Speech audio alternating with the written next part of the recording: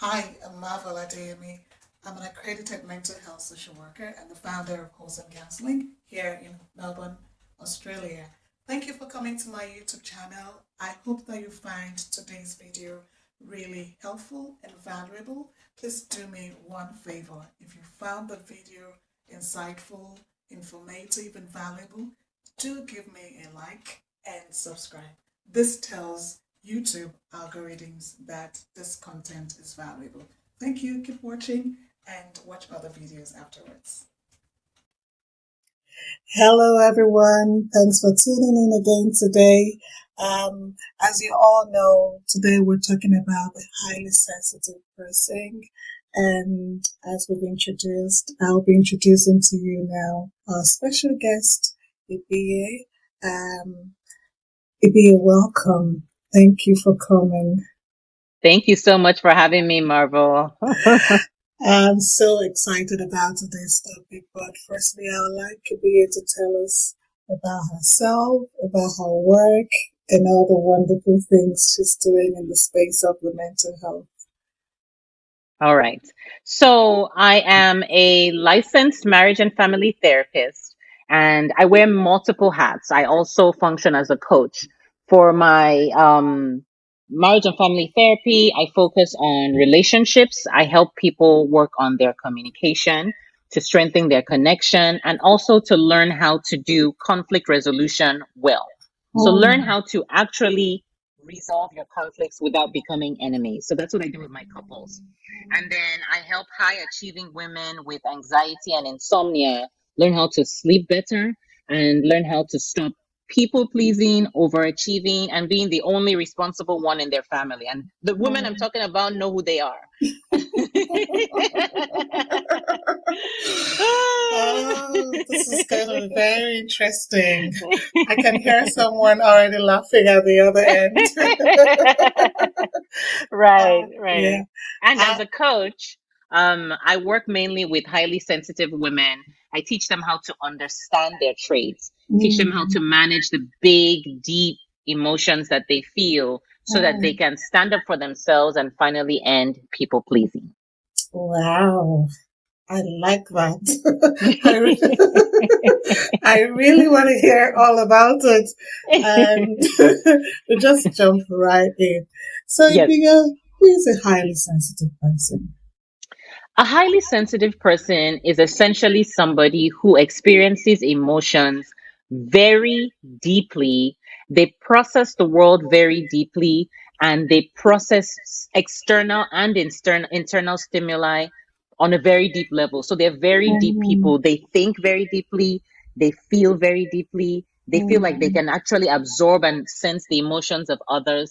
And even on a physical level, they taste strongly, they feel like they can hear strongly, they see strongly. Even the clothes that they wear, the textures on their bodies, there's certain things that they just feel like they cannot handle. So everything is on a high volume.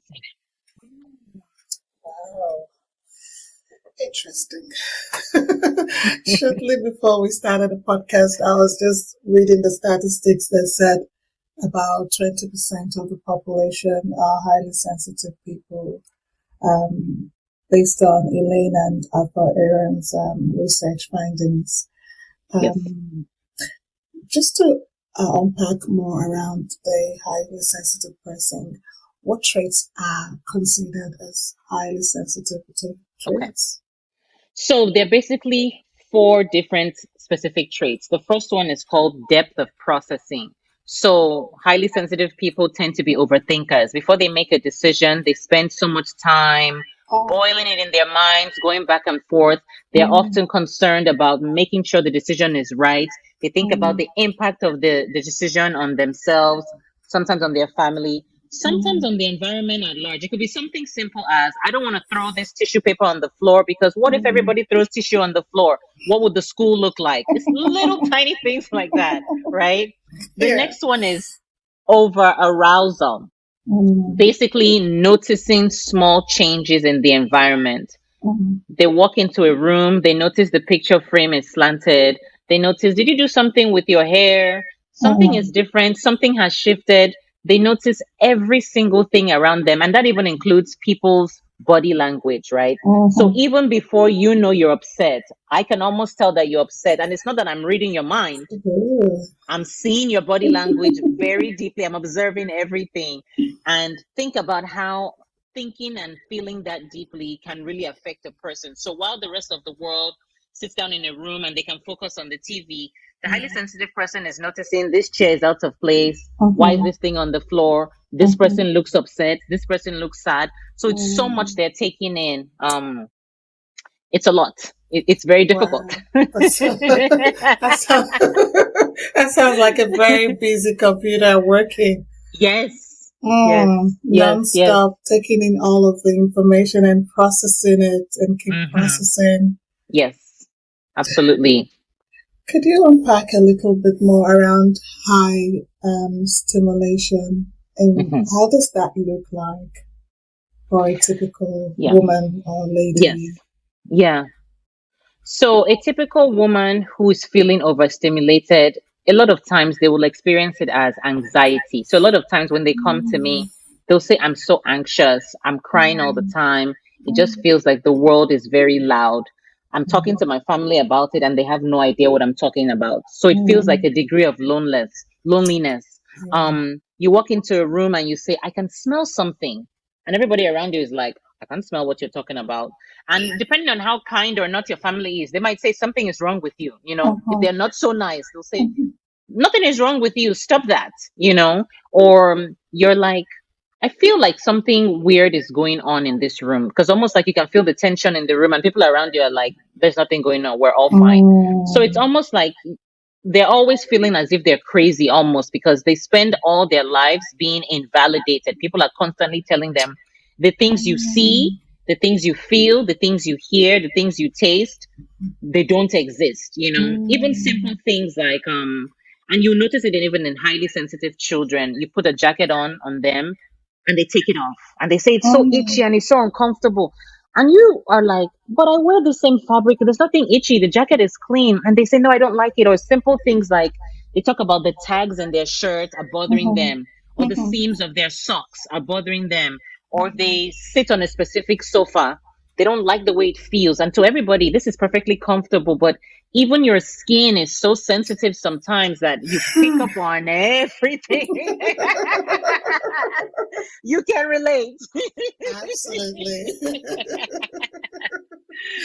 Right. I have to say, finally, someone is validating some of Yes, my yes, experiences. yes, Um, yes, I just want to say here, listeners, that I identify as a highly sensitive person, and I really can relate with a lot of what Obi is saying. Skin sensitivity, yes, noise, yes, intense light. yes, Um, I had I struggled with migraine from childhood till even up to my adulthood now, until I yes. really began to become aware of my high sensitivity and started taking measures to reduce triggers for me. Yes. And yeah, I think that's going to take me to the next question. Ah, how has high sensitivity been perceived and managed in our African religious or social cultures, in your own observation? Oh, it has not been managed at all. Oh,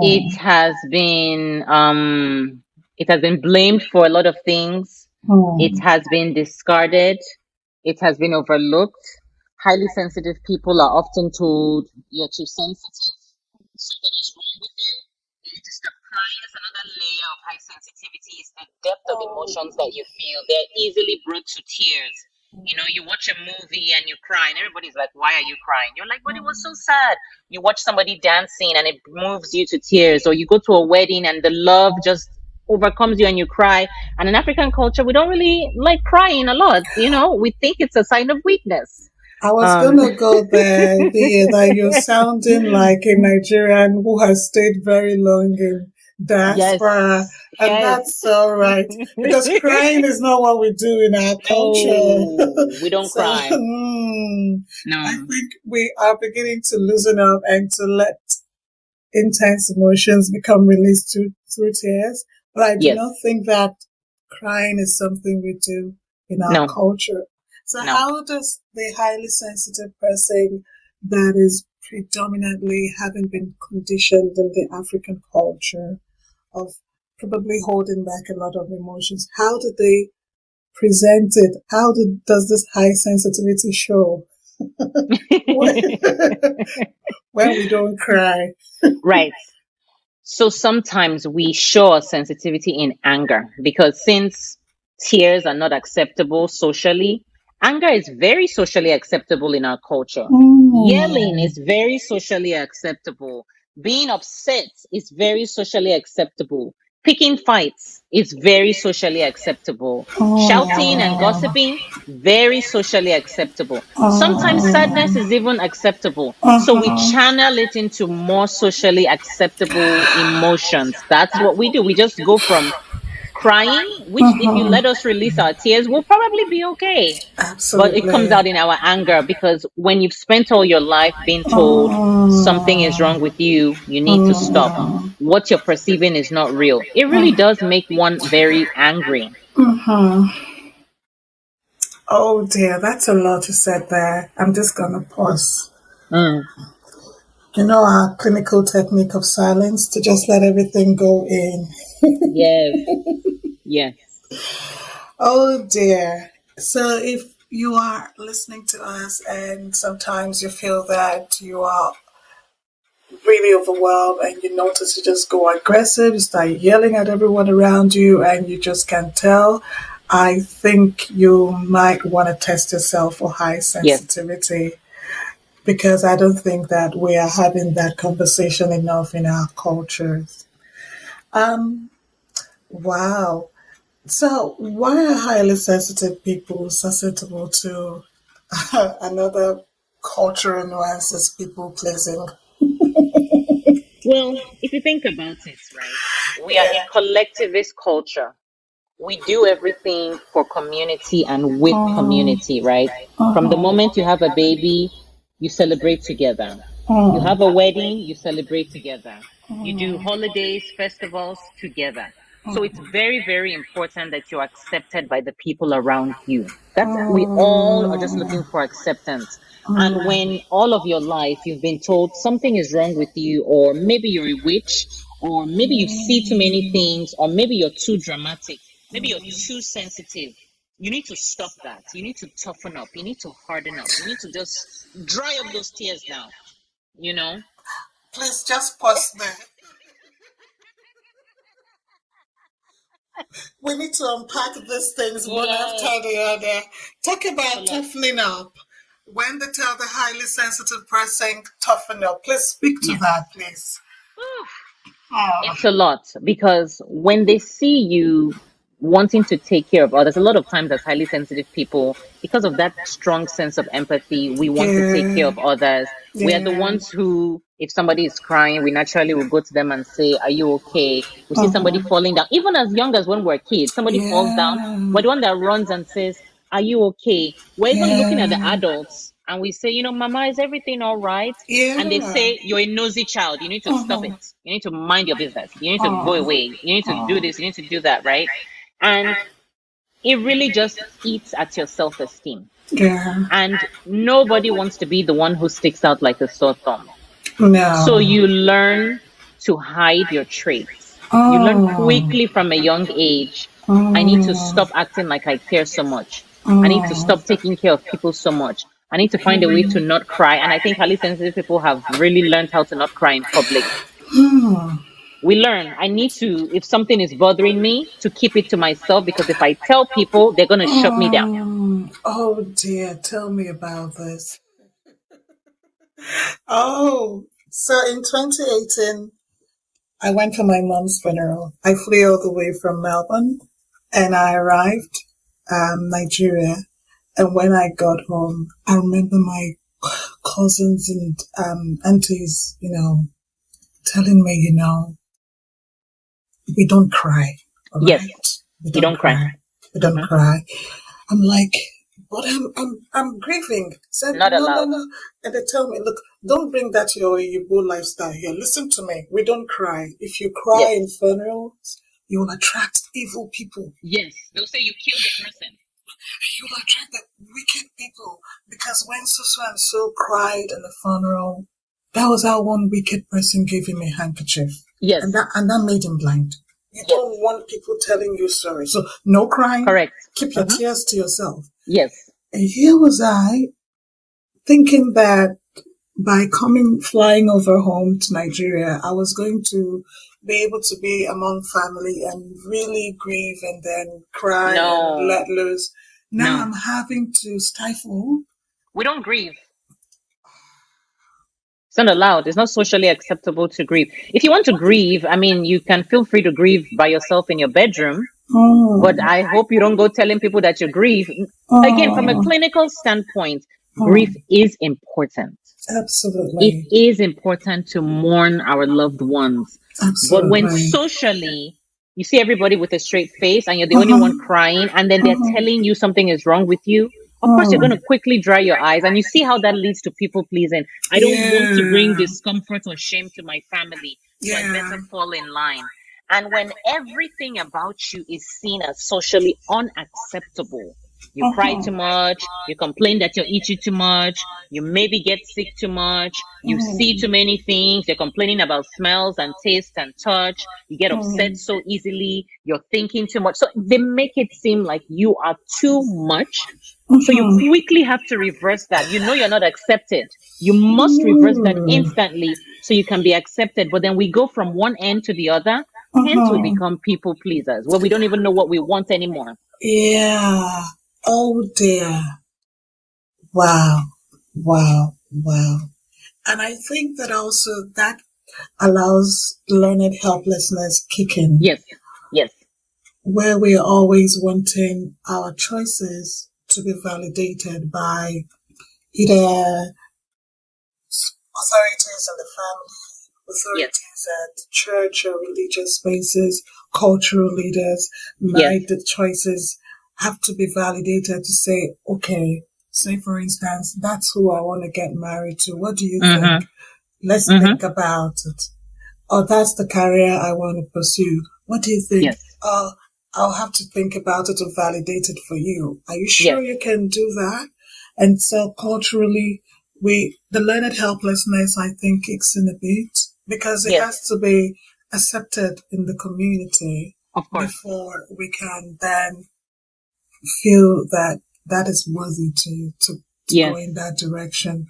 So would you say that impacts on the self-confidence of highly sensitive people? Of course. Majority of the highly sensitive women I have met come to me to fix them. There's something wrong with me. I know I have this thing. I need you to figure out how to take it away from me. I just want to be like everybody else. I am a burden. I'm too much. That's the biggest thing I hear. I have too many emotions. Teach me how to stop crying. Teach me how to stop feeling. Because they assume people don't have emotions. They don't understand. We all have emotions. It's just that highly sensitive people express their emotions on a bigger scale than other people. So we often will see it as a disorder, which I have to really underscore this. High sensitivity is not a disorder. It's not something that we're trying to cure. It's not something that we're trying to take away. We're just learning how to help you understand who you are, manage your internal and external environment, and set clear boundaries. And you will be free. And it's so possible. I'm a highly sensitive person myself, recovering perfectionist, overachiever, people pleaser. If I can do it, anybody can do it. Yes, that's what we really want to amplify on this platform. Yes. And it's time for the highly sensitive people to accept who they are that makes them unique and that there is nothing wrong with them. I agree with you. If there is anything I emphasize during my clinical engagement is to say, first of all, I can't fix you. You're not broken. Nothing is wrong with you.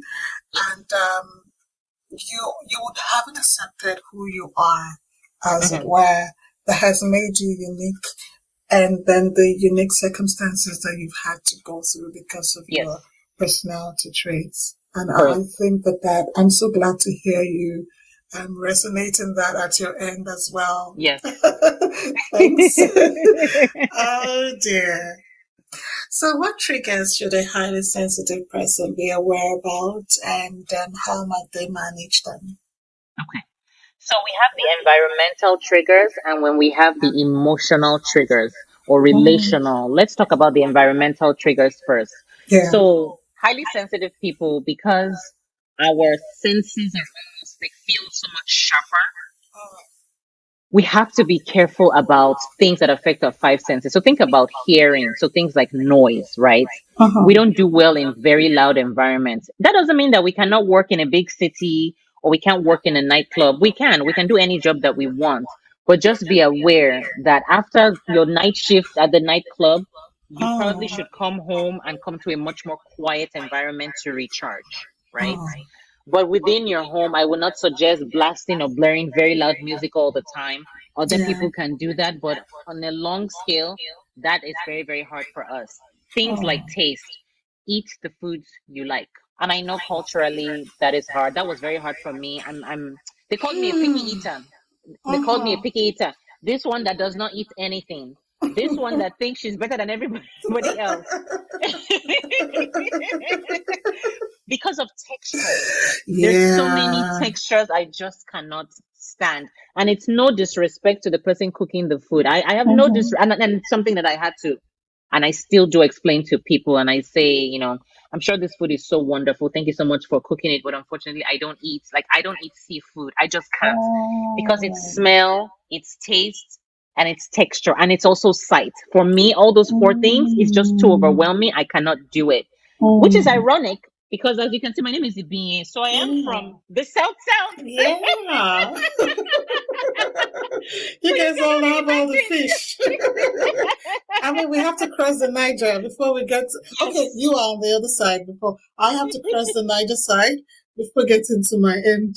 And you don't like all the sea, Can you beautiful imagine? things. Hmm. Can you really imagine what that is like growing up, Mm. But you have to know what you can handle and what you cannot handle. It is what Yeah. it is. I mean, when I was younger, I did used to eat it because what do you want me to do? But Uh-huh. now as an adult, I'm like, it's just too much for me to handle. I cannot do it, right? So Yeah. eat what you can eat. And if everybody else is eating fish and you are there with your chicken, it's Mm. okay. Let them say whatever they need to say. Just, I've learned, I say it all the time. Unfortunately, I don't. There are so many foods I don't eat.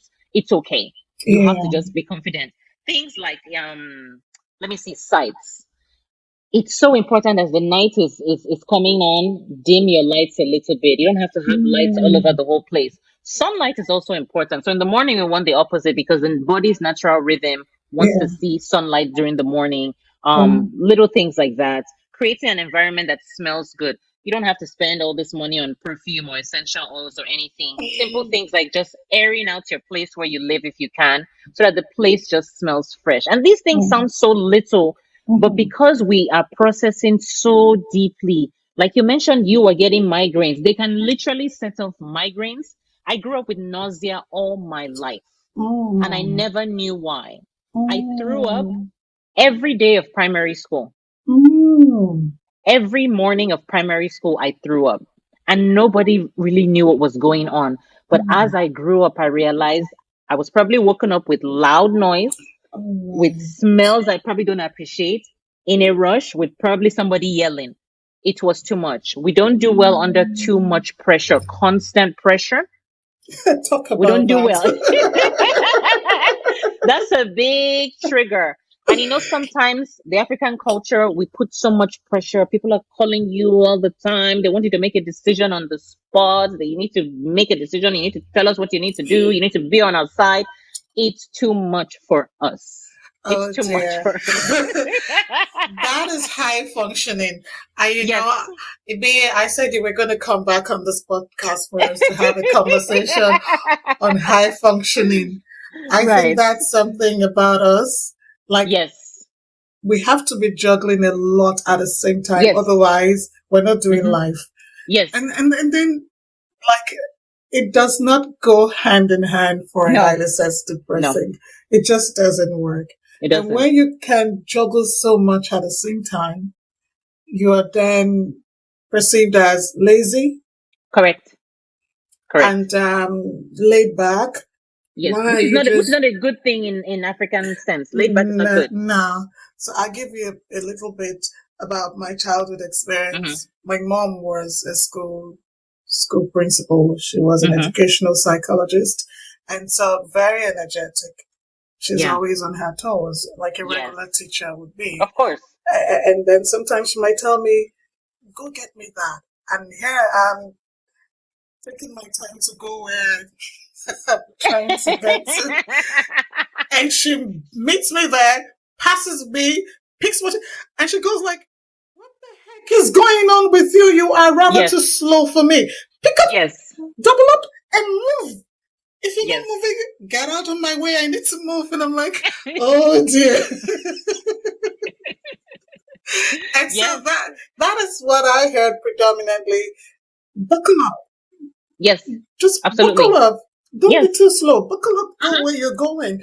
And Yes. I soon found, not to take that personally, No. because I found that most like that, like get Yes. up, be up. Yes. That is Moving how you fast. demonstrate hard work. You Yes. can't afford not to be. Yes. Otherwise, things will move past you. Yes. And Yeah. Yeah. Yeah. that, And you know what? I really want to focus on that when you say yeah, that. And yeah. I think that might be even the foundation of being so high functioning. But think about it. Oh, When you're highly sensitive, you're already failing at life. At least that's what you think, oh, because that's what everybody is telling you. yeah. But the one area that we can excel at is our work performance, right? Oh, We might be smelling things and seeing things and hearing things, and we might be crying too much. But the one mhm. area that we're able to control is our performance. Because we Yeah. process things so deeply and we are almost overthinkers, we can actually juggle multiple things. It's not good for us at all because we get Mhm. overwhelmed, Mhm. anxiety comes in, we put Mhm. too much pressure on ourselves. Mhm. But that is the one area where we can make our parents proud, we can make our loved ones proud, we can make our teachers Yeah. proud. So I might be Yeah. somebody who cries too much, I might be a quote unquote crybaby, Yeah. but at least I know I can work hard and perform. Yeah. Absolutely. And sometimes that still just goes back to tying to people pleasing. Yes, So I absolutely. can meet up that expectation that I'm Yes. not a failure after all. Yes. I'm not lazy like you're thinking after all. Correct. I can still achieve some things. Yes. And then we finish a major achievement and then we collapse. Correct. Exactly. We break down. That's it. Because we put so much energy into it. We didn't leave any room for rest and we're done. Oh, oh dear. Mhm. What I'm hearing that, would you say that burnout is something common with highly sensitive people? Very much so, because I would say that highly sensitive people need more downtime than non highly sensitive people, but we feel bad when we have to have downtime because you're Mm, comparing yourself to your neighbor. Your neighbor mm, just worked 3 shifts and he seems to mm, be doing fine. You only worked 1 shift and you're tired. You feel bad, or you're like, no, I'm just going to go for that double shift because I have to prove to myself that I am not lazy. We're always trying to prove to ourselves and sometimes to others that we are not lazy and that we are indeed intelligent. We are not soft because we're often called soft. Things like soft, slow, unintelligent, too much, too sensitive, too many feelings. Why are you always upset? When it's like, I've only been upset once. What am I always upset?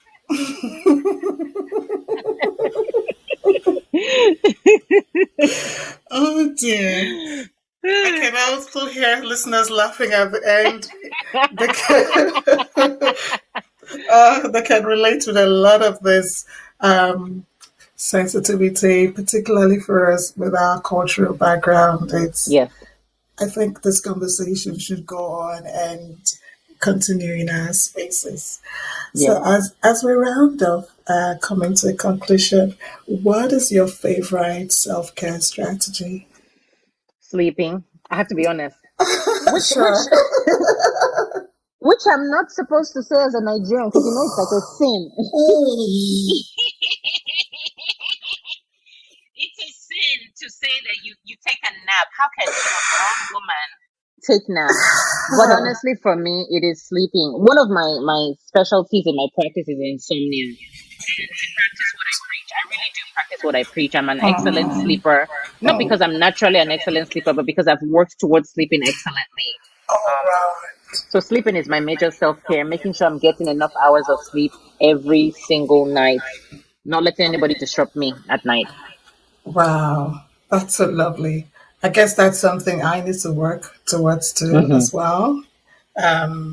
I think having a regular sleeping pattern might probably be something some highly sensitive people find happens often, where they Yes. are just sometimes they get the sleeping pattern right, sometimes it Hmm. slips off when there's so Yes. much on their plate. Correct. We tend to overcompensate with our sleep. Yes, absolutely. I will push myself, and I'll sacrifice sleep. And I used to do that, but not anymore. I've learned that I'm so much more productive and my emotions feel so much more balanced when I have slept Yeah, well. absolutely. Wow. Thank you for sharing that. I would take that, put that in my back pocket. So, where can we find you? What are your contacts? All right. So you can find me on my website, the Zinnia Practice. Zinnia is Zinnia. You can also find me on Instagram and Facebook at the Zinnia Practice. Wow. So, listeners, I'll put that in the description box below. We can always contact Bea and, yeah, book in a time, a consultation with her. And if you feel that highly sensitivity and the triggers are things that you're looking to manage. We've come to the end of today's show, and like I promised, Ibiya, you'll be back for us to have Yes. that conversation on the highly functioning woman or man Yes. or whoever can relate to that. And we're looking towards that conversation. If you found the video insightful, informative, and valuable, do give me a like and subscribe. This tells YouTube algorithms that this content is valuable. Thank you. Keep watching and watch other videos afterwards.